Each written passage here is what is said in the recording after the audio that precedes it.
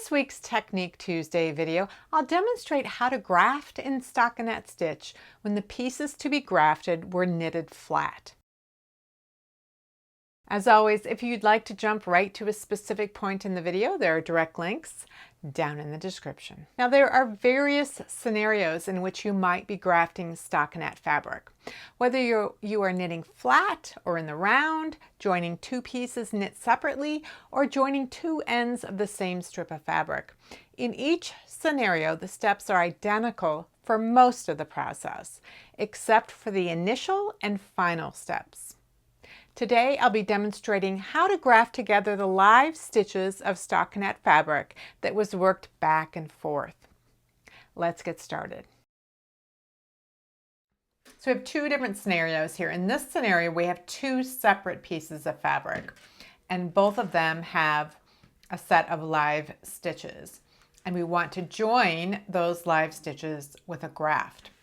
Now, in this situation, these two pieces of fabric were both cast on and then they were knit in this direction, so toward that needle. And same with this one, it was knit toward this direction. But we want to join them like this. So essentially they were knit toward each other. So they were knit in opposite directions with respect to how we want to join them, where the join will be. In this scenario, we have one piece of fabric. Now this piece of fabric was started with a provisional cast on, which gave us some live stitches at this end. And then we knit in this direction like that. And what we want to do here is to join those two ends. So this is the provisional cast on edge. And so we were working in that direction all the way around to this direction. So when we join the stitches on this side of the needle and this side of the needle, we're both knit in that direction. And in this case, we can line up the edges perfectly when we do the graft. In this scenario, because they were worked in opposite directions, when we do the graft, it's going to be offset by a ½ inch. So when you go to graft, you're going to have the knit side facing out. You're going to hold these two needles parallel to each other. I'm using one long circular because I have two short pieces of fabric to graft, but you could have these on two completely separate needles. You could have them on a couple of double pointed needles, whatever would work for you. So you have the stockinette side is facing out for both of these. When you're looking at the back needle, these stitches present as purls. So the front needle, the stitches on the front needle are presenting. That means they look like knit stitches. And the stitches on the back needle present to us as purls because we're looking at it from this angle. We're not looking at it from back here. So the initial setup for a graft in stockinette, when you have two pieces of fabric that were worked in opposite directions with respect to the graft, is on the very first stitch of the front needle, which is presenting as a knit, you're going to take your yarn needle and you're going to insert it as if you were purling. So if this were a knitting needle and we were going to purl, we would enter like that. So that's how we're going to insert this needle. We're going to insert it as if to purl, and we're going to pull the needle through. We don't want to pull super tightly. This yarn was originally connected to the front piece of fabric. If your yarn tail is connected to the back and that's what you're using, that works. It doesn't matter whether the yarn tail is attached to the back needle or the front needle when you begin. So the first step was to enter that first stitch as if to purl and pull the yarn through. The second setup step is to enter the back needle, the first step of the back needle, as if to knit. So you're entering just like if you were going to knit a stitch, and you're going to pull it through. That is the setup. So you can pull the yarn snugly, but you don't want to pull it super tight. The setup in this situation is similar. You're going to want to have the purl sides facing each other and the knit sides facing out. Now, in the case where you have a provisional cast on, you're going to want the stitches that you just have actually been working, you want those on the front needle and the provisional cast on the back needle. Now, if you don't know which is which, so you can see on this needle, the yarn, this loop on the needle is actually connected to that stitch. So you can see that this is the stitch that was just worked. If I look at this one here, this one that has a provisional cast on, if I look at this tail, you see how it's connected down here. It's not connected to this stitch that's on the needle right here. The setup in this scenario where you are grafting a strip and everything was knit in the same direction is slightly different than the other scenario. It starts out the same. You're going to insert your yarn needle through this first stitch on the front needle as if to purl. You don't have to worry about it coming off because this is through the stitch below the needle. So you're coming through the stitch on the needle, so it's fine. So you're going to enter as if to purl, and you're going to pull the yarn through. You're going to pull not too tight, just snug enough. On the back needle, it's a little different. On the back needle, we're going to enter this stitch as if to purl and let it come off the needle. We're not pulling anything through yet. We're just holding it on the needle like that. And the second stitch, we're going to enter as if to knit and leave it on the needle. And now we're going to pull the yarn through. So you never pull the yarn through until you have finished inserting this needle through whatever number of stitches you need to insert it through in that particular step. So for this one, I pulled it through because I was only inserting it through one stitch.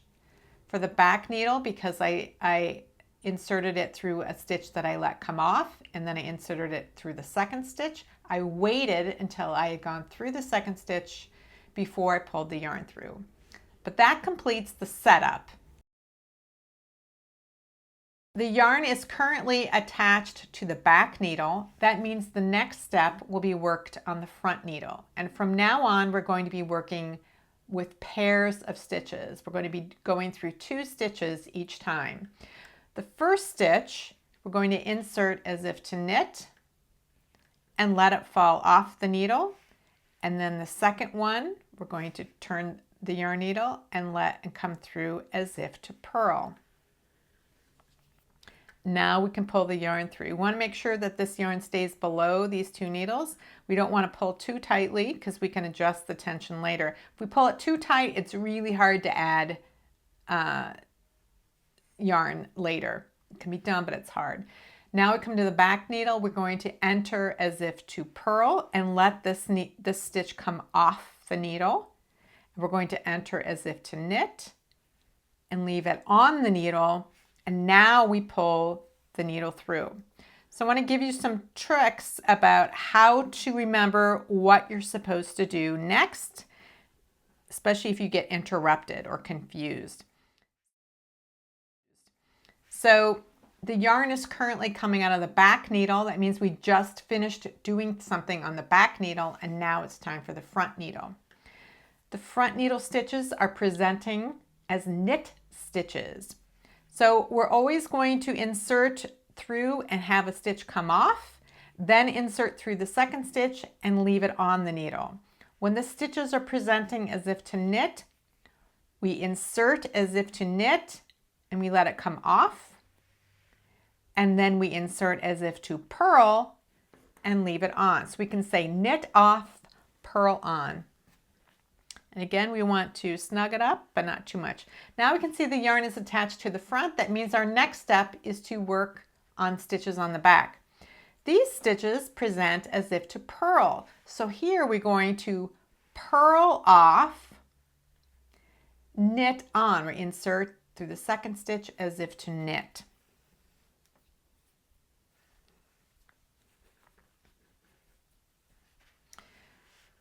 So the phone rings, we get interrupted, the dog barks, whatever, and we come back and we don't know where we were. We can see the yarn is attached to the back. That means the next step is to work through the front.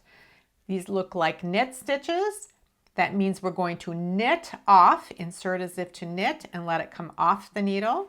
then insert as if to purl. And remember, you never pull the yarn through until you have inserted through that second stitch. That helps you not get mixed up. It helps you keep track of where you are, where you've been, where you're going. Yarn is attached to the front, so now we go to the back. These present as purls, so we purl off, knit on. Insert as if to purl, let it come off, then insert as if to knit, and now we can pull the yarn through. So we just keep repeating this process. Knit off, purl on,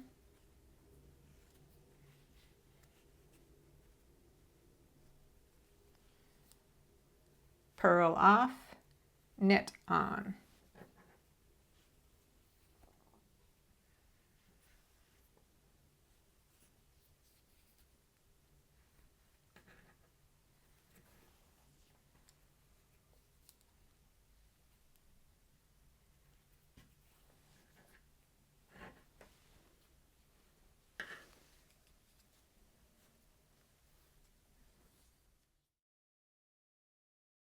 So now I'm down to my last 2 stitches on each needle. So just as before, I knit off, I purl on, I purl off, I knit on, and that leaves 1 more stitch. So just like we would with the first stitch on any needle, we're going to knit this one off, and then we're going to purl that one off. And we can wait to pull the yarn through until we've gone through both of them.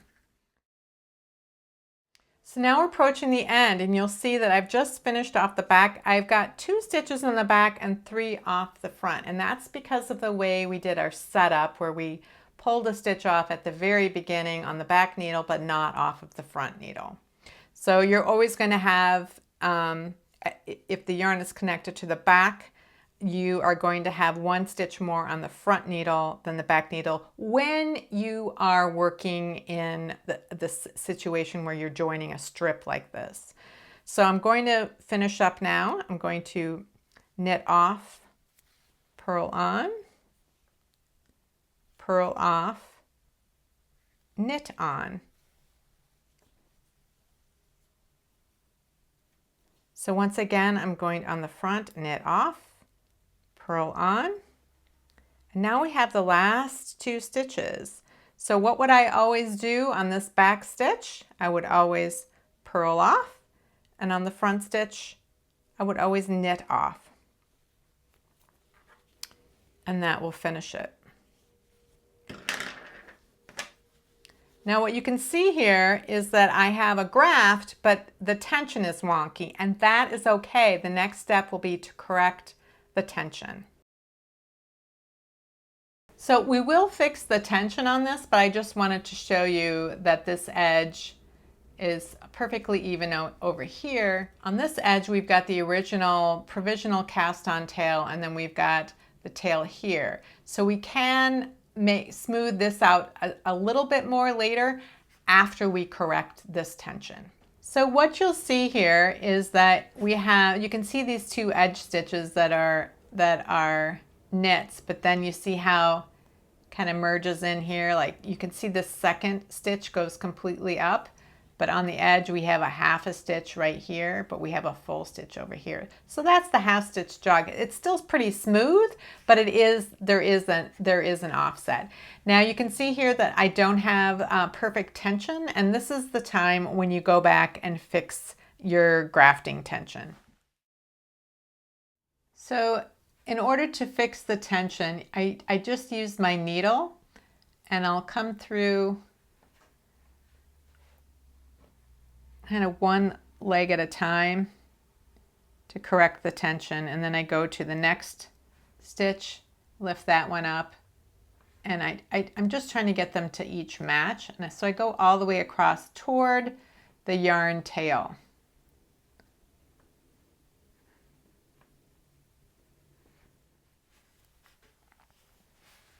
And you'll see on this side we have that little half stitch jog as well.